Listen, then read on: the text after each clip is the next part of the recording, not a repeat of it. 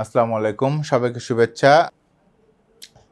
আমাদের আরেক দর্শক মোস্তফা মোসাম্মদ কামনা আক্তার, উনি প্রশ্ন করছে, আমি একটু জোরে কথা বললে বুক ধড়ফড় করে, হাত পা কাঁপে, কেন বলবেন প্লিজ? হ্যাঁ, ধন্যবাদ আপনাকে আমাদেরকে এই সুন্দর প্রশ্ন করার জন্য। একটু জোরে কথা বললে, আসলে জোরে কথা বললে আমরা যখন জোরে কথা বলি, এই জোরে কথা বলার সাথে সাধারণত দেখা যায় আমাদের এক ধরনের অ্যাংজাইটি বা স্ট্রেস সাধারণত কাজ করে, যার জন্য আমাদের সাউন্ডটা হয়তো কোনো কারণে বেড়ে যায়। তো এই জন্য যে যখন আমরা রেগে যাই বা বকাঝকা করি অথবা এই যে জিনিসগুলো করলে স্বাভাবিকভাবে এই সময়টা আমাদের কিছু স্ট্রেস হরমোন বের হয়। আমরা এগুলোকে অ্যাড্রেনালিন এগুলো বলি। এই স্ট্রেস হরমোনটা শরীরের জন্য ক্ষতিকর, হার্টের জন্য ক্ষতিকর। এগুলো তখন বুক ধড়ফড় করতে পারে।